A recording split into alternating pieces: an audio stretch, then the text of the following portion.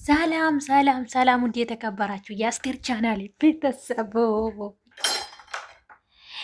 ስንታቸው ነው ግን ማለት ነው? ስንታቸው ነው እንደ ሩታ በቃ ፍድግድግድግ ያላቸው ማለት ነው? እኔ ቅድም ቪዲዮን ከፍቼ ዘለልኩት ማለት ነው። ዘለልኩት የኔ ሰርግ እኮ ነው የመሰለኝ የሚገርማቸው ነገር ማለት ነው። እና ሩታዬ ዛሬ ማለት ትላንትና ማታ ራሱ ተወያይቶ አልነገረም ነበር አብርሽ ማለት ነው። አብርሽ አልነገርኩትም ጽፌለት አስቀምጬለት ነው መጣው። ሩታ ግን ዛሬ እየዘለለች እንደምትመጣ ባለሙሉ ተስፋ ነው እያለ በቃ ደስታው ፍድግ ድቅ ነው አለ ማለት ነው። ያዘነችው ሁሉ ስንት ወሮቹ በቃ አልቋል። እግዚአብሔር ይመስገን። አንዳንዴ መፈተን እኮ ጥሩ ነው።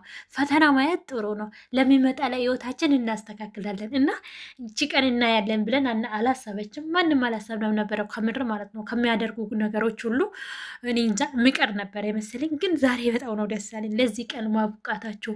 እንዲህ ደግሞ ሰርጋቸውን ይሄ ቀን ነው ማለታቸው ዛሬ መጥቶ እንደዚህ ማለት ደስተኛ ሆኖ እንደዚህ ማለት በቃ መጥቶ ሲናገሩ ቤተሰቦች ከምር በጣም ይደሰታል። ሙሉ ቤተሰብ ስንት ሰዎች ሲጨነቁለት የነበሩ ለእነዚህ ልጆች በቃ ማለት እነሱም ወደው አይደለም። አንዳንዴ ሴጣን በመሀላቸው ይገባና በሚወዱ ሰዎች ፈተና ይበዛል እና እነዚህ ልጆች በትንሽዬ ነገር ገብቶባቸው ግን ሴጣን ብዙ ነገር ላይ ደርሶ ነበሩ። ያው አሁን ደግሞ ሰላም ሆኖ ሰርጋቸው ቀን ማለት በዚህ በሰላሳ ነው ተባለ።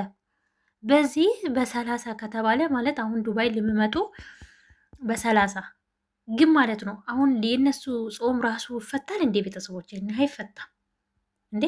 እንዴት ነው ማለት ጾም ውስጥ ሰርግ ቀለበት ማድረግ አይደብርም? ግን ይደብራል ከምሬት ነግራቸው። ለምን ማለት ከፋሲካ በኋላ ለምን አታደርጉ? ምን ችግር አለ? ከዛ በኋላ ብታደርጉ እኮ በጣም ደስ ይላል። የእኛ ጾም ይፈታል፣ የእስላሞቹም ይፈታል እና ሁሉም ደስ ይላል። በቃ ሰው ቀኑን ሲበላ ጠጣ የሚውሎ አሁን ለምሳሌ እዚህ እስላምም ማታ ነው የሚበላ ጾም ነው። የኛም እንጾማለን። ምን ሁሉም ባይሆን ቢሆንም አሁን ጾመኛ ነው። በቃ የጾም ነገር መጠቀም አይችሉም ሰው ቢሆንም በቃ ለፎቶ ብቻ እንደዚህ ለመስናና ዝም ብሎ ማለት ስትዝናኑ ራሱ እኮ ምንድን ነው መገባበዝ ምናምን የለም እንዴ? ምንድን ነው ሰርጎ አልገባኝም። እዚህ ጋር ትንሽ ደብሮኛል እኔ እንዴ ከፋሲካ በኋላ ነው እንጂ እና ሩታኔ ከዚህ በኋላ ምንም ነገር የሚመለስ ነገር የለም። እኔ በቃ ቃል ገብቶልኝ ቃል ገብቼለታለሁ። እሱም ቃል እንዲገባልኝ ይፈልጋለሁ ብላለች። ቃል ስለገባውልሽ አይደለም እግዚአብሔር እያሰብነን ይምላለን። ግን ስለ ቃል ከዚህ በፊትም በጣም ገብቶልሻለሁ ገብቼልሻለሁ ግን ደግሞ ያንን ቃል እፈጽማለሁ አይደለም ነው አለ አብርሽ ማለት ነው። ቃል መግባቱ ቀላለሁ ግን ተግባር ነው ከባዱ ማለት ነው። ተግባር ነው እዛ ጋር መገኘት በጣም ከባድ ነው ብዬ ነው የማስበው። ማለት ከነዚህ በፊት ራሱ እኮ እነሱ በጣም ቃል ተጋብቶ ነበሩ፣ ያንን ላይ አልተገኙም። የሁለቱም ጥፋተኞች ናቸው፣ የአንድ ሰው ብቻ አይደለም። እና እንግዲህ በጣም ደስተኛ ሆኗል ዛሬ። ቆውጥ ነው አረጎት ከምር ማለት ነው። እዚህ ጋማ በቃ ያን የሰርጉ ቀን ነው እያስመሰሉት ማለት ነው። በቃ ማለት ሴጣን ደሰደው ሰው ሲደሰት ስለማይወደው በመሀላቸው ብቻ ምንም ነገር አይግባ እስከዛ እችን ቀን በቃ ያን ሰርግ እስከምናየው እና አብርሽ እንግዲህ ማናችሁም እንዳትቀሩ ሁላችሁንም ተጠርታችኋል። እንደው አውሮፓ ራሱ ልንል እንችላለን በዚህ ተብለዋል። እንግዲህ ያርግላቸው መሄድም ትችላላችሁ። የትም ቦታ የምትደርሱ የምትችሉ ልጆች ናቸው። ሰው ልጅ ዋና ነገር ጤና ነው። ጤና ካለ የትም ቦታ ይደረሳል፣ እግዚአብሔር ከፈቀደ ማለት ነው። የማይደረስ ቦታ የለም እና እዚህ እና ሀቤላም ደግሞ በጣም አመሰግናለሁ። ሲጨቀጭቀኝ ሩታ በሄድሽበት መንገድ ጥሩ አይደለም ተመለሽ እያለኝ ብዙ ጊዜ ያዘንኩበት ጓጎኔ የሆነ ንጹሕ ወንድሜ ነው ብላለች። ከምር እኔ እንጃ ብዙ እየተሰደበ ነበረ ይሄ ልጅ በእነሱ በኩል በጣም እየጣረ ነበረ። እነሱ ይጣሉ እንጂ እየሳደቡኝ የፈለገን ነገር ያድርጉኝ፣ ግን እነሱ ይታረቁ ብቻ የእነሱ እርቅ ነው የምፈልገው ብሎ ብዙ ጊዜ እየጣረ ነበረ ማለት ነው ካወቃችሁ ማለት ነው። እና አቤላ እና እንደዚህ ነው ሰው ማለት ነው።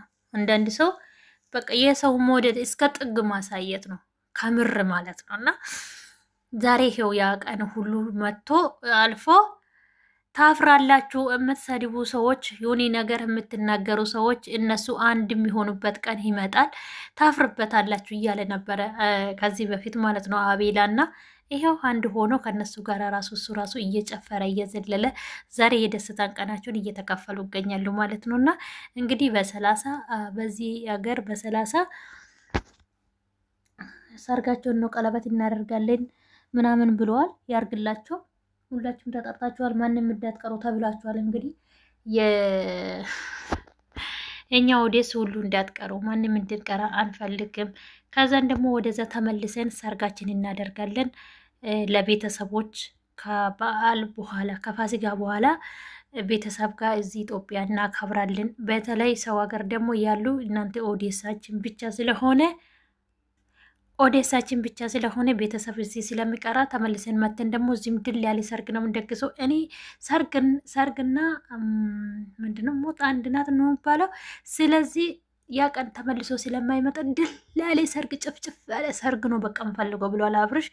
እንግዲህ ያርግላቸው። እኔ እንጃ በቃ የሌለ እንደሚሆን ባለብኖ ተስፋ ነኝ። በቃ በጣም ነው ደስ ያለኝ። ግን ጾም ውስጥ እንደዚህ መሆኑ ትንሽ ይደብራል እንጂ ዋው ብያለሁ ሩታዬ። ያሰብሽ ሁሉ ስለተሳካልሽ ደስ ብሎኛል የኔ ጀግና። አይ ላቭ ዩ